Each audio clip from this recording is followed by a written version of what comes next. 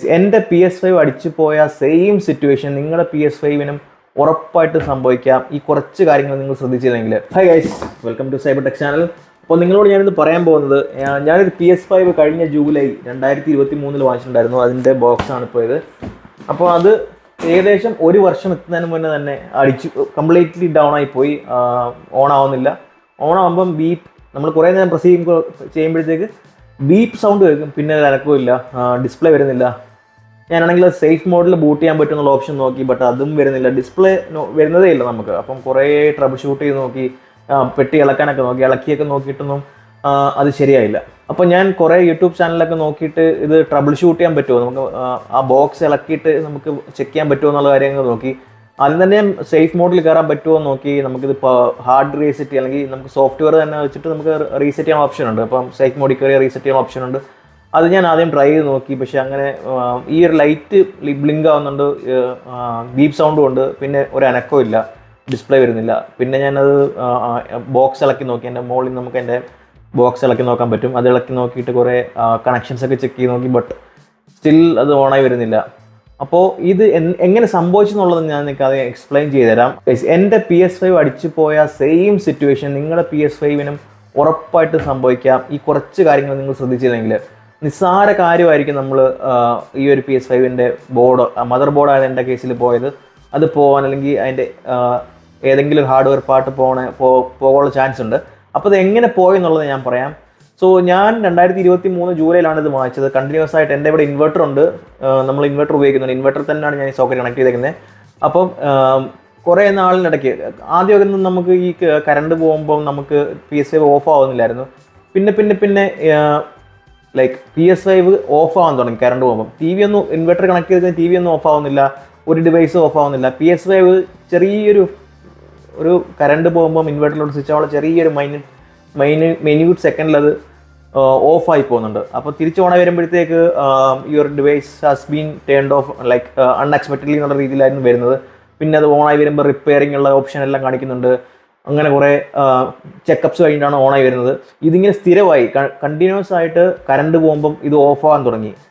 Inverter connect ചെയ്തിട്ടും ഈ situation ഉണ്ട്.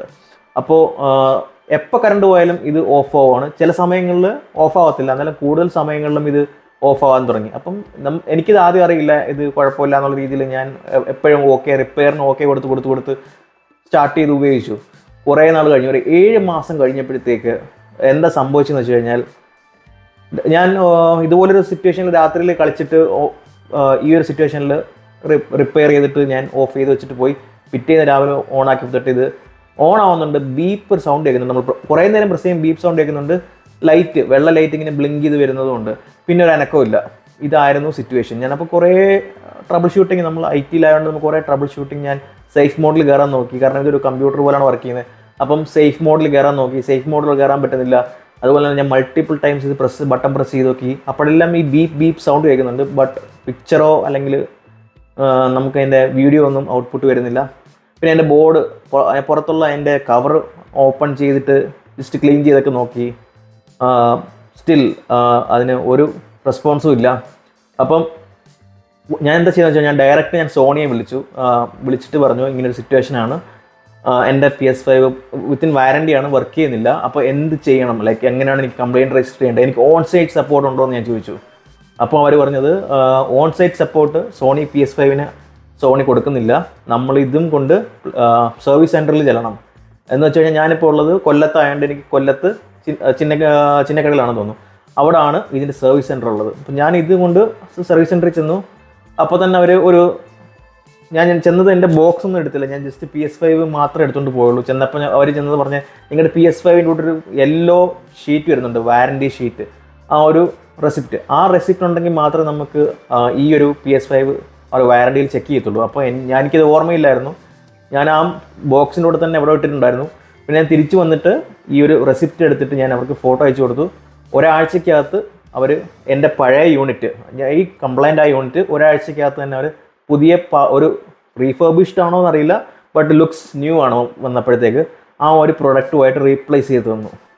അങ്ങനെയാണ് എൻ്റെ പഴയ ഈ കംപ്ലൈൻ്റ് ആയി പോയ PS5-നെ അവർ പുതിയൊരു പ്രോഡക്റ്റായിട്ട് റീപ്ലേസ് ചെയ്ത് തന്നത്. അത് പുതിയതാണോ എന്നറിയില്ല, റീഫർബിഷ്ഡ് ആയിരിക്കാം, നമുക്ക് ഇതിൻ്റെ ഒരു കറക്റ്റ് ഐഡിയ ഇല്ല.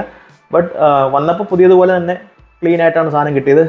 അപ്പോൾ ഇതെങ്ങനെ അടിച്ചു പോയെന്ന് ഞാൻ പറയാം. അപ്പോൾ നിങ്ങൾക്കറിയാം, നമ്മളെല്ലാവരും PS5 ചിലപ്പോൾ ഉപയോഗിക്കുന്നത് ഇൻവേർട്ടറിൻ്റെ പോർട്ട് കണക്ട് ചെയ്തിട്ടായിരിക്കും ഉപയോഗിക്കുന്നത്. നമ്മുടെ സോക്കറ്റിൽ ഇൻവേർട്ടർ ഉണ്ടായിരിക്കാം, അതുപോലുള്ള സോക്കറ്റുകളിലായിരിക്കും കണക്ട് ചെയ്ത് ഉപയോഗിക്കുന്നത്. അപ്പം അങ്ങനെ ഈവൻ ഇഫ് അത് കറക്റ്റായിട്ട് വർക്ക് ചെയ്യുന്നുണ്ടെങ്കിലും നിങ്ങളത് മാക്സിമം ഒരു UPS വാങ്ങുക. അപ്പോൾ APCയുടെയോ അല്ലെങ്കിൽ V-Guardൻ്റെയോ ഒക്കെ UPS വാങ്ങിയിട്ട് ഈ നമ്മുടെ PS5ൻ്റെ പവർ സോക്കറ്റ് UPS കണക്ട് ചെയ്തതിന് ശേഷം UPS നമ്മുടെ മെയിൻസ് കണക്ട് ചെയ്ത് ഉപയോഗിക്കുക. അതാണ് ഏറ്റവും നല്ല അപ്രോച്ച്. ഇൻ കേസ് കറണ്ട് പോയാലും നമ്മുടെ PS5 ഓഫായി പോകത്തില്ല. അപ്പം നിസ്സാരം നമ്മളൊരു 3000 രൂപയുടെ കാര്യമുള്ളൂ അല്ലെങ്കിൽ 2500 രൂപയുടെ കാര്യമുള്ളൂ നമുക്കൊരു UPS വാങ്ങുന്നത്. എപ്പോഴും നമ്മൾ PS5 യൂസ് ചെയ്യുമ്പോൾ അത്യാവശ്യം കപ്പാസിറ്റിയുള്ള UPSൽ കണക്ട് ചെയ്ത് യൂസ് ചെയ്യുക. അല്ലെങ്കിൽ കറണ്ട് പോകുമ്പം ഫ്ലക്ച്വേഷൻസ് വരാം. ഇൻവേർട്ടറിലാണെങ്കിൽ പോലും നമ്മുടെ മൈന്യൂട്ട് ഫ്ലക്ച്വേഷൻ വന്നു കഴിഞ്ഞാൽ പോലും നമ്മുടെ PS5 ഓഫായി പോകാൻ, ഫുള്ളി ഷട്ട് ഡൗൺ ആയി പോകാനുള്ള ചാൻസ് ഉണ്ട്. അൺഎക്സ്പെക്റ്റഡ് ആയിട്ട് ഷട്ട് ഡൗൺ ആയി പോകും. പിന്നെ അത് ഓണായി വരുമ്പോഴത്തേക്ക് റിപ്പയർ ചെയ്യാതെ വീണ്ടും സ്റ്റാർട്ട് ആവത്തില്ല. ഞാനാണെങ്കിൽ എൻ്റെ ഒരു എക്സ്റ്റേണൽ ഹാർഡ് ഡിസ്ക്, അതൊരു SSD അല്ല, നോർമൽ ഹാർഡ് ഡിസ്ക് ഞാൻ PS4 ഗെയിമുകൾക്ക് ഡൗൺലോഡ് ചെയ്യാൻ വേണ്ടിയിട്ട് ഞാൻ യൂസ് ചെയ്യുന്നുണ്ട്. ഇതും ഇങ്ങനെ കൂടെ ഓഫായി പോകുമ്പോഴത്തേക്ക് ഈ ഹാർഡ് ഡിസ്കിനോട് കംപ്ലൈൻ്റ് ആയിരുന്നു. ഇതുവരെ ഭാഗത്തിന് ആ ഹാർഡ് ഡിസ്ക് പോയിട്ടില്ല, ബട്ട് എൻ്റെ PS5 അടിച്ചു പോയി. അതുകൊണ്ട് തന്നെ സോണിയുടെ വാറണ്ടി വിത്തിൻ വാറണ്ടി ആയതുകൊണ്ട് എനിക്ക് റീപ്ലേസ്മെൻറ്റ് ചെയ്ത് കിട്ടി. ബട്ട് ഇനിയിപ്പോൾ എൻ്റെ വാറണ്ടി ലാസ്റ്റ് ജൂലൈ 2024 കംപ്ലീറ്റ് ആയി. ഇനിയിപ്പോൾ എൻ്റെ അടിച്ചു പോയി കഴിഞ്ഞാൽ നമുക്കൊന്നും ചെയ്യാനില്ല. അവർ റീപ്ലേസ്മെൻറ്റ് ചെയ്തിട്ടില്ല. റിപ്പയർ ഉണ്ടോ എന്ന് പോലും നമുക്കറിയില്ല. അവർ ചിലപ്പോൾ റീപ്ലേസ്മെൻ്റ് ആയിരിക്കും, നമ്മൾ പേയ്മെൻറ്റ് ചെയ്യണം, പ്രോഡക്റ്റ് റീപ്ലേസ് ആയിരിക്കും തരുന്നത്. അപ്പോൾ അതിനുള്ള പേയ്മെൻറ്റ് നമ്മൾ ചെയ്യുകയും വേണം. അപ്പോൾ അങ്ങനെ ഒരു സിറ്റുവേഷൻ വരാതിരിക്കാൻ വേണ്ടി നിങ്ങൾ ചെയ്യേണ്ടതെന്ന് വെച്ച് കഴിഞ്ഞാൽ ഒരു UPS കുഴപ്പമില്ല. നിങ്ങൾ 2500 ആണെങ്കിലും V-Guardൻ്റെ ആണെങ്കിലും, അപ്പോൾ അതുപോലെ സെബ്രോണിക്സ് ആണെങ്കിലും കുഴപ്പമില്ല. അത്യാവശ്യം PS5 ഒരു 10 മിനിറ്റെങ്കിലും ബാക്കപ്പ് കിട്ടുന്ന ടൈപ്പ് ഒരു UPS വാങ്ങുക. അപ്പോൾ ഞാൻ നിങ്ങളെ കാണിക്കാം. ഞാൻ എൻ്റെ TV ഓൺ ആക്കിയിട്ടുണ്ട്. അപ്പോൾ ഞാൻ ജസ്റ്റ് എൻ്റെ ഈ ഒരു UPSലാണ് എൻ്റെ PS5 കൊടുത്തേക്കുന്നത്. അത് ഓണായി കഴിഞ്ഞിട്ട് ശേഷം മാത്രമേ നമ്മൾ PS5 വർക്ക് ആവത്തുള്ളൂ. സോ കറണ്ട് പോയാലും അവരുടെ സപ്പോർട്ട് നമുക്ക് കിട്ടുന്നുണ്ട്. ഒരു അറ്റ്ലീസ്റ്റ് ഒരു 10 മിനിറ്റ്സ് മാക്സിമം അത്രയും ഓൺ ആയിട്ടുണ്ട്. ഇപ്പം ഞാനിപ്പോൾ PS5 ഓണാക്കി. അപ്പോൾ ഞാനൊരു സ്പ്ലിറ്റർ കൊടുത്തിട്ടുണ്ട്. കണ്ടില്ലേ, സ്പ്ലിറ്ററാണ് കൊടുത്തേക്കുന്നത്. ഇപ്പം ഇവിടെ നമുക്ക് TVക്ക് അധികം HDMI പോർട്സ് ഇല്ല, അതുകൊണ്ട് ഞാൻ സ്പ്ലിറ്റർ ഉപയോഗിക്കുന്നുണ്ട്. ഇവിടെ സ്പ്ലിറ്റർ കൊടുത്തതിന് ശേഷം നമുക്ക്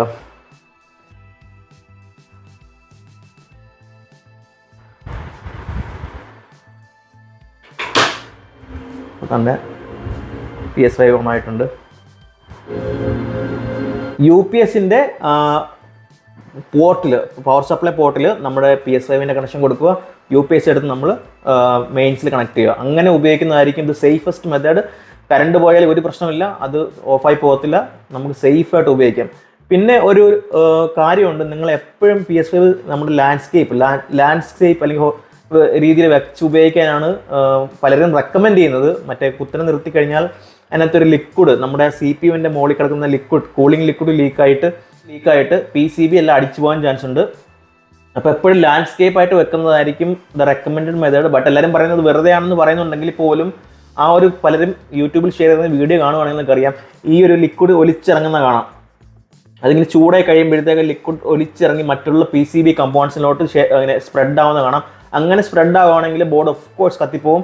അപ്പോൾ എപ്പോഴും റെക്കമെൻഡഡ് മെത്തേഡ് നമ്മൾ ഫ്ലാറ്റായിട്ട് തന്നെ PS5 വെക്കാൻ നോക്കുക. കാരണം ഞാനിപ്പോൾ വെച്ചേക്കുന്നത് ഞാൻ ഓണാക്കാറില്ല, അതിപ്പോൾ ഉപയോഗിക്കാറില്ല, കുറേ നാളുകളായി ഉപയോഗിച്ചിട്ട്. അപ്പം അതുകൊണ്ടാണ് ഞാൻ കുത്തനെ വെച്ചേക്കുന്നത്, സ്പേസ് സേവിങ്ങിന് വേണ്ടിയിട്ട്. അപ്പോൾ എപ്പോഴും നിങ്ങൾ കണ്ടിന്യൂസ് ആയിട്ട് ഗെയിം കളിക്കുകയാണെങ്കിൽ ഫ്ലാറ്റായിട്ട് തന്നെ എപ്പോഴും PS5 വെക്കുക.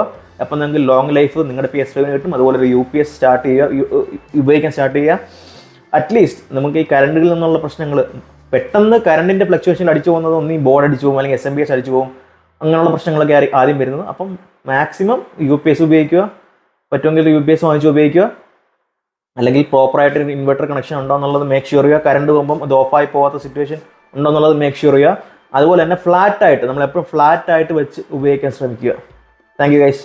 ഈ വീഡിയോ ഹെൽപ്ഫുൾ ആയെങ്കിൽ സബ്സ്ക്രൈബ് ചെയ്യുക, സപ്പോർട്ട് ചെയ്യുക. Thank you guys. Thanks for watching. Have A great day.